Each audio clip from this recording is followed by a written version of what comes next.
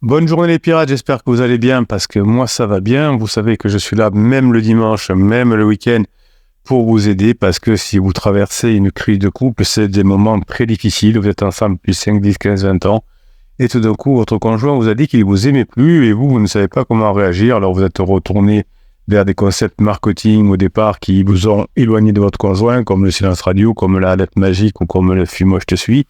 Et donc vous vous êtes ensuite rencardé sur ce qui peut marcher, sur ce qui fonctionne, et vous êtes tombé sur cette team, cette famille de pirates qui fonctionne avec les neurosciences, formation après formation, vous les mettez en application, et vous apercevez que ça s'améliore avec votre conjoint, et à la fin de sa crise, vous revenez ensemble dans cette phase magique qu'on appelle la phase 4, la phase de grande intimité, et ça c'est dû à votre travail, c'est dû à la mise en application des formations dont vous trouvez le catalogue des 140 formations en descriptif de cette vidéo. Vous savez que vous avez la formation de la semaine qui s'appelle le syndrome de l'imposteur. Et ce syndrome de l'imposteur, vous allez pouvoir le récupérer petit à petit, puisque vous avez peut-être peur de revenir avec votre conjoint.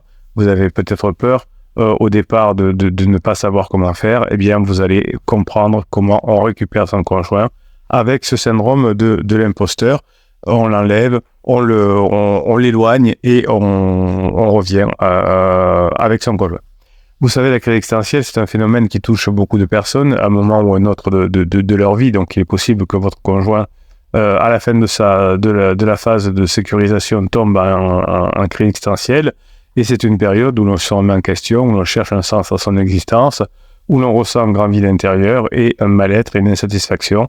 Évidemment, ça entraîne du stress. La routine de la phase de sécurisation a entraîné une lassitude et le vieillissement, la peur de mourir finalement, fait que votre conjoint est rentré en crise et en crise existentielle et ça a des conséquences négatives sur votre couple. Votre conjoint, tout d'un coup, s'est senti incompris, déprimé, distant, irritable. Il a envie de changer, il a envie de tout quitter et y compris vous, évidemment, vous êtes dans le lot. Sauf que vous allez savoir, grâce aux formations, réagir. Et puis, au bout d'un moment, comme les pirates qui ont récupéré leur conjoint, vous êtes la seule personne qui comprend votre conjoint en crise, vous êtes la seule personne qui lui fait du bien, vous êtes la seule personne légère avec lui et avec elle, et vous pouvez petit à petit vous rapprocher. Évidemment, votre conjoint a remis en cause à un moment donné votre relation, ses sentiments envers vous, les projets, il ne veut plus être avec vous, il ne veut plus racheter cette maison, etc. Et donc, cette crise va créer un fossé entre vous et votre partenaire. Alors, comment on va faire aujourd'hui pour combler ce fossé? Eh bien, on va reparler des stratégies chinoises. Alors, vous avez plusieurs formations qui vous parlent de ceci, notamment une qui a eu un grand succès auprès des pirates qui s'appelle « La seule stratégie qui marche ». Elle est à peu près exceptionnelle. Et puis, vous avez une formation avec la technique de Sun Tzu, qui est aussi dans le catalogue des 140 formations. Évidemment, quand on utilise des méthodes appropriées, des méthodes chinoises, des méthodes dites indirectes, vous allez pouvoir à nouveau soutenir votre conjoint sans le brusquer, sans le juger, et vous allez renforcer votre lien malgré les difficultés et cette complicité, cette amitié au départ que vous allez retrouver avec votre conjoint va se transformer en complicité, qui va se transformer en intimité. La réponse aux questions essentielles de comment on comble le fossé entre ce que veut votre conjoint et vous se trouve peut-être dans cette culture chinoise. Vous savez que la Chine est un pays qui a une longue histoire, une grande sagesse en matière de négociation, et vous savez que le couple, c'est vraiment une affaire de négociation, notamment pendant les crises. Donc les Chinois, au fur et à mesure des millénaires, ont développé des techniques subtiles et qui sont bien sûr efficaces pour résoudre des problèmes, pour atteindre des objectifs et surtout pour maintenir l'harmonie sociale. Ce grand pays a pour objectif de maintenir l'harmonie sociale. Donc vous avez l'objectif de retrouver l'harmonie dans votre couple. Donc évidemment, ces techniques sont basées sur de la philosophie, comme celle de Confucius ou le taoïsme, et évidemment sur les stratégies aussi comme Sun Tzu, dont vous avez quelque chose de complet dans la formation. Évidemment, vous allez découvrir dans cette vidéo aujourd'hui que vous pouvez vous comporter comme un bon négociateur qui combine les rôles de bureaucrate maoïste apprenant, de gentleman confucéen et de stratège de type Sun Tzu. Donc, bureaucrate, oui, apprenant, gentleman, confesseur et stratège de type Sun Tzu. Je vais vous montrer évidemment dans cette vidéo comment vous pouvez défendre les intérêts de votre couple, mais aussi rechercher une coopération basée sur la confiance. Dans la culture chinoise, c'est une culture millénaire évidemment qui a été influencée par plusieurs courants philosophiques. Je vais vous citer Confucius et Tao. Le confucianisme, c'est une doctrine qui met l'accent sur la valeur morale, l'éducation, la hiérarchie sociale, le respect des rites. Donc vous voyez que dans les neurosciences, on a de l'éducation, donc de la formation, une forme de hiérarchie à respecter et des rites à faire, des rituels qui vous permettent de vous rapprocher. Évidemment, ça se combine avec le Tao, qui est un retour à la nature, à l'harmonie, le principe universel qui régit tout. C'est donc, vous avez compris que le principe universel des crédits différentiels, c'est d'avoir, par exemple, une phase d'alarme, une phase plateau et une phase d'épuisement. Donc, une fois qu'on a compris tout ça, ce principe universel, eh bien, on va pouvoir l'adapter à beaucoup de circonstances et cette adaptation, qui est un peu spontanée, va vous aider par rapport à la crise de votre conjoint.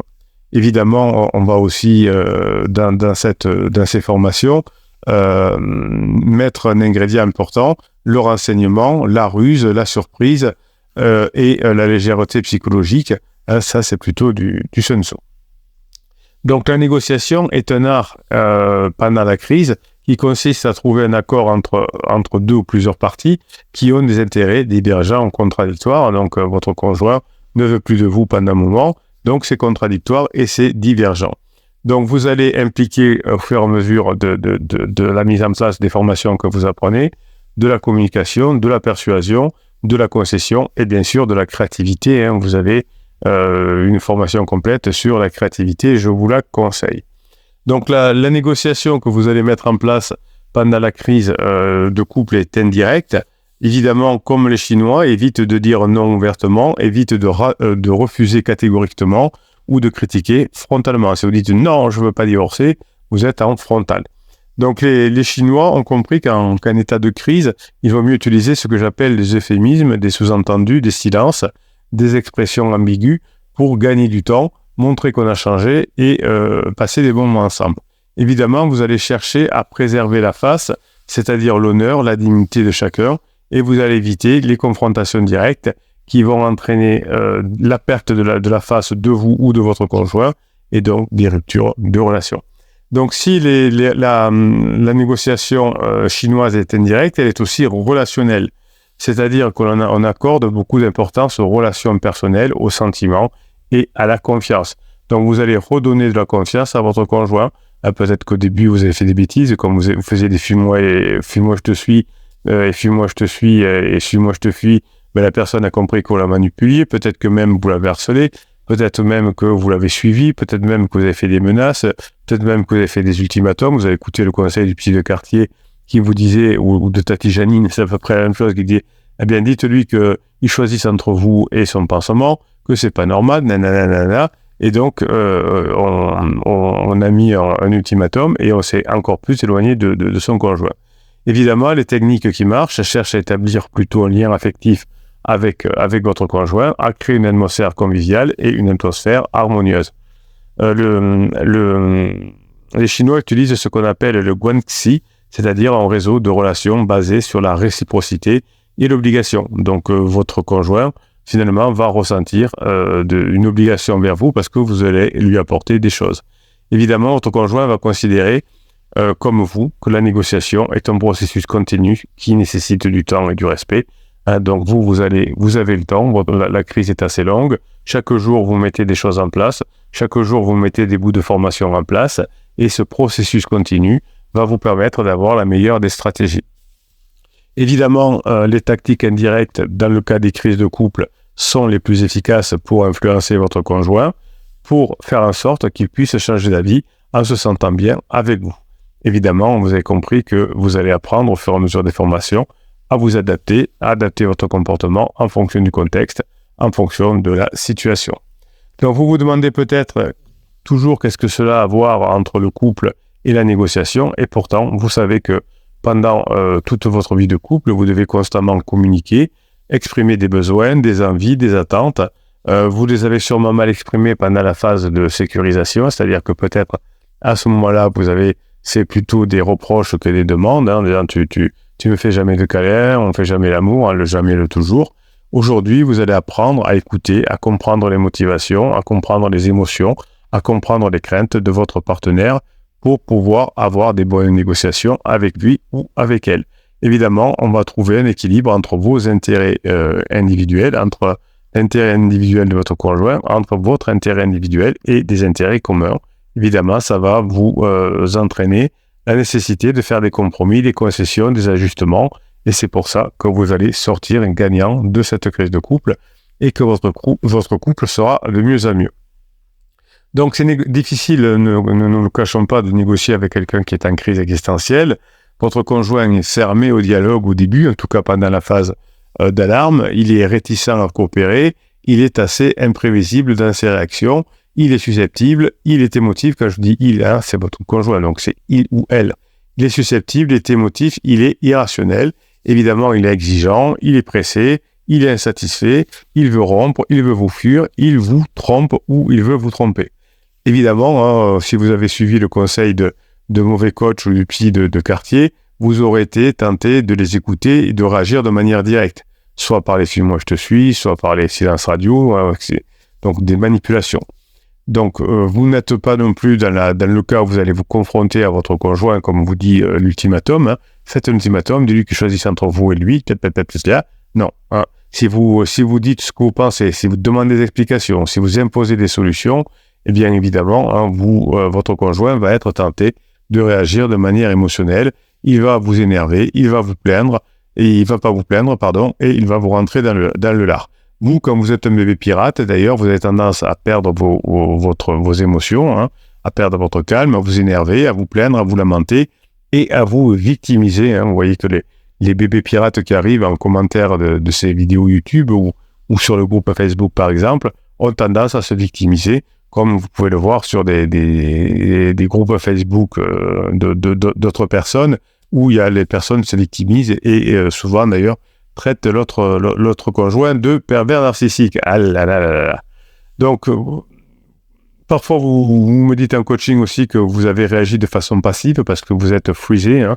Donc, faites la formation si vous êtes freezé, si vous êtes tenté de réagir de manière passive, faites-moi la formation sur le choc émotionnel, puisque le choc émotionnel vous rend comme quelqu'un de passif, mais vous ne pourrez pas récupérer votre conjoint si vous êtes passif, si vous vous résignez, si vous vous isolez, si vous vous dévalorisez. Donc chaque fois qu'il y a un pirate qui se résigne, qui veut se soumettre, qui veut s'isoler, qui se dévalorise, qui se victimise, eh bien tous les pirates lui tirent les oreilles de façon à le remettre sur le bon chemin. Hein. Aucune de ces types de réactions, le passif, le manipulateur ou l'agresseur ne fonctionne évidemment. Si vous avez fait des silences radio, si vous avez fait de l'aide magique et si vous avez fait des films « Moi je te suis » par exemple, vous avez aggravé la situation, vous avez augmenté le conflit et vous avez éloigné encore plus votre conjoint. Toutes ces techniques un peu brutales, un peu simplistes, ne sont pas adaptées à la finesse de la négociation validée par les neurosciences et d'ailleurs utilisée souvent en Chine. Les négociations qui fonctionnent sont des négociations qui sont indirectes et qui vous proposent une manière de réagir plus subtile, plus efficace et plus respectueuse que la manipulation ou les ultimatums. Évidemment, vous allez utiliser une attitude qui fonctionne. Je vous ai cité tout à l'heure le bureaucrate maoïste, le gentleman confucéen ou le stratège de type Sun Tzu. On va voir qu'est-ce que ça veut dire dans mon langage. Alors, le bureaucrate maoïste apprenant, c'est un concept que j'aime bien, qui fait référence à la période de Mao en Chine entre 1949 et 1976. Je rappelle que Mao avait une idéologie politique qui se basait sur ses idées propres et qui prônait la révolution permanente, la lutte des classes et le culte du chef, un peu comme votre conjoint veut être le chef. Donc, le bureaucrate maoïste apprenant est celui qui suit aveuglement les directives du parti, qui se soumet à l'autorité supérieure et qui s'efforce d'apprendre les doctrines officielles. Donc, c'est la technique de base. Hein, vous apprenez les formations, vous mettez en place ce que vous apprenez grâce aux neurosciences, vous le mettez en place et vous vous y tenez et vous vous rapprochez petit à petit de votre conjoint. La technique du gentleman confucéen, c'est un concept qui fait référence à Confucius, entre le 6e siècle avant Jésus-Christ, et les Chinois ont utilisé Confucius même jusqu'à la fin du XXe siècle. Donc ce confucianisme est une doctrine qui met l'accent sur les valeurs morales et le respect des rites notamment. Donc le gentleman confucéen, c'est celui qui se cultive intellectuellement, qui se forme, qui apprend des choses, qui devient plus spirituel, qui se comporte avec bienveillance et qui se comporte avec courtoisie. Et vous avez ensuite le stratège type Sun Tzu, qui est un concept qui fait référence à la période des royaumes combattants en Chine entre le 5e et le 3e siècle avant Jésus-Christ. Vous voyez que c'est très vieux. Et il y avait des guerres incessantes entre les différents royaumes qui cherchaient à unifier la Chine sous leur propre domination. Évidemment, les stratèges à ce moment-là étaient des personnes qui voulaient garder le territoire pour eux. Alors, comment se comporte finalement le bureaucrate maoïste apprenant pour récupérer son conjoint? Eh bien, c'est une partie du travail, puisqu'il faut utiliser le bureaucrate, le gentleman et le guerrier. Le bureaucrate suit les directives que je vous donne pour avoir un cadre. Évidemment, vous évitez de vous soumettre à l'autorité de votre conjoint, vous évitez de faire le paillasson et vous évitez de répondre à toutes ces attentes. Tant que les attentes vont dans le bon sens, c'est-à-dire dans l'harmonie du couple, on peut y aller. Quand c'est pour se séparer, on ne le fait pas. Donc, vous ne remettez pas en cause les décisions de votre conjoint de façon face à face, mais si elles semblent injustes ou incohérentes, eh bien, vous allez en parler de façon indirecte. Évidemment, si vous espérez gagner la confiance et le respect en vous soumettant à votre conjoint, ça ne sera pas de la même façon, ce ne sera pas de la bonne façon puisque votre conjoint a besoin de se sentir protégé pendant sa crise. Évidemment, vous allez cultiver intellectuellement les qualités du gentleman confucéen. Vous allez vous comporter avec courtoisie et bienveillance. Vous allez établir ce lien affectif avec votre conjoint et vous allez à chaque instant créer une atmosphère conviviale et harmonieuse. Vous allez considérer que la négociation est un processus qui est tout à fait continu, évidemment, et ce processus continu va faire que vous allez améliorer petit à petit la vie avec votre conjoint. Vous allez proposer des activités culturelles, spirituelles, légères, amusantes, qui vont aider votre conjoint qui finit par fatiguer à la fin de sa crise à se ressourcer. Évidemment, vous pourrez utiliser des fonctions de stratégie aussi. Vous pouvez utiliser les principes fondamentaux pour remporter une victoire sans combattre. Je vous rappelle que vous avez toute la formation sur Sun Tzu en descriptif de cette vidéo dans le catalogue des 140 formations. Vous apprendrez à miser sur le renseignement, sur la ruse, sur la surprise, mais pas sur la manipulation, surtout pas. Vous allez faire croire, par exemple, que vous êtes d'accord avec la personne, tout en la poussant à changer d'avis. Vous pouvez aussi lui faire miroiter des opportunités qui correspondront aussi à vos intérêts. Ne soyez pas bêta en croyant que votre conjoint va faire des choses contre ses intérêts. Mais si vous lui faites miroiter des opportunités pour lui, pour elle, et que vous pouvez effectivement faire en sorte que votre conjoint soit d'accord avec ça parce que ça va dans son sens, eh bien, vous allez vous rapprocher, évidemment. Il faut que rester avec vous soit simple, soit agréable, soit léger. Par contre, se séparer, ça coûte cher, ça crée des peurs chez le conjoint, ça crée des incertitudes, alors que vous êtes la personne qui maintenant a changé et qui protège le conjoint. Donc l'idée, c'est d'avoir les trois techniques, le bureaucrate, le gentleman et le guerrier. C'est le triptyque des trois qui vous permettra de vous rapprocher. Donc la technique consiste à adopter une attitude qui défend d'abord les intérêts du couple et puis ensuite une coopération basée sur la confiance. Donc si vous parlez toujours de l'intérêt du couple, si vous parlez toujours dans le couple, on peut mettre même les enfants, vous pourrez avoir des négociations plus importantes que si vous dites « tu comprends, tu me laisses tomber après tout ce que j'ai fait ». Donc votre couple finalement peut être considéré parfois comme un territoire, comme un pays qui a sa valeur, sa propre histoire, sa vision. Hein, c'est comme ça peut avoir des frontières, des lois, des objectifs, des traditions. Donc vous voyez que votre couple est un peu comme une nation que l'on doit défendre. Et si on défend les intérêts de son couple, eh bien on va contribuer à la survie du couple, à la stabilité, puis plus tard à la prospérité, un peu comme un pays. Hein. Vous allez protéger votre couple des menaces extérieures, comme les tentations, les ingérences, les critiques de votre part. Et vous allez aussi faire en sorte que votre conjoint, grâce à votre changement, ait envie de fidélité avec vous, de communication et de partage. Hein. Donc c'est pour ça qu'il y a des rituels comme les voyages, les réussites, les anniversaires que l'on va célébrer. Donc vous ne devez pas oublier que votre couple est composé de deux individus distincts qui se sont un peu séparés à un moment donné. L'un est en crise, l'autre a envie de rester dans la phase 2 du couple. Donc vous allez en sortir de cette phase 2 du couple et pour entraîner votre conjoint vers sa pente naturelle qui est la phase 4 du couple, eh bien tout ça va faire que vous allez pouvoir imposer à votre conjoint finalement d'être heureux avec vous parce que vous aurez compris les choix, les goûts, les habitudes. Vous n'étoufferez plus votre conjoint avec vos exigences, vos reproches et vos contrôles et vous allez finalement faire en sorte que votre conjoint soit bien avec vous et vous arrêtez de négliger votre conjoint avec vos absences, votre travail, vos silences et vos intérêts et vos indifférences. Vos silences radio, votre conjoint a besoin de sentir que vous ne l'étouffez pas, certes, mais que vous ne le négligez pas non plus. Si vous faites un silence radio, évidemment, que votre conjoint va vous dire que vous le négligez. Donc, en résumé, vous allez concilier vos intérêts personnels et les intérêts de votre couple, un peu comme une nation que l'on va défendre. Cette nation, votre couple, qui a des valeurs, des traditions, des principes, et toutes ces belles choses que vous avez fabriquées ensemble, eh bien, elles vont se rabibocher grâce à ce qu'on appelle la confiance. Hein.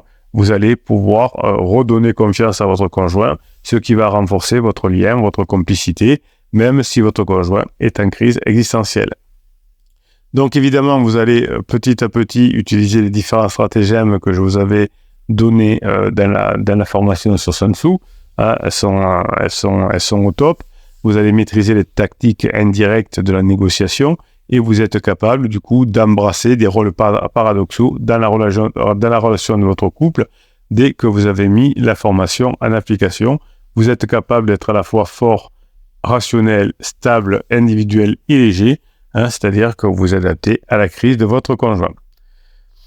La philosophie des arts martiaux, et vous avez une formation totale sur les arts martiaux aussi, qui est complémentaire, va vous aider à résoudre calmement les conflits, en apprenant à contrôler vos émotions, en apprenant à contrôler votre respiration, en apprenant à contrôler vos mouvements qui vont devenir souples, qui vont devenir légers, comme le reflet de votre attitude, de votre intention et de votre action. En contrôlant les mouvements, vous allez adopter une posture adéquate, une gestuelle appropriée, une action efficace, vous allez redonner confiance à votre conjoint, vous allez sortir des vieux travers de la manipulation, de la fuite, de l'attaque face à un conflit, vous allez apprendre à créer un nouveau contact physique agréable avec votre conjoint qui va accepter que vous lui donniez de l'affection à nouveau. Donc l'idée de l'ensemble des formations d'ailleurs, c'est d'apprendre à résoudre calmement un conflit. Hein, vous avez une formation sur la gestion des conflits dans votre couple qui est en crise. Vous allez vous inspirer de la philosophie, vous allez vous inspirer des arts martiaux, vous allez apprendre à contrôler votre respiration, vous allez apprendre à contrôler vos émotions, vos mouvements, et vous allez apprendre à gérer la situation avec sérénité, lucidité et harmonie. Vous voyez qu'il n'y a que des mots qui sont légers, que des mots qui vont dans le bon sens, que des mots qui sont agréables.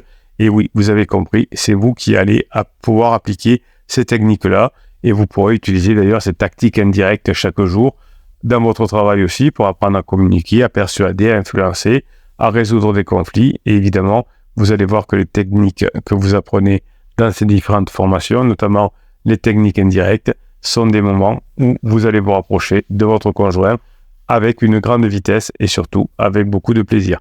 Passez la journée que vous méritez, mes pirates adorés. Hein, je vous retrouve sur le catalogue des formations indescriptibles de cette vidéo. On est ensemble, même le dimanche, et ça, c'est bon.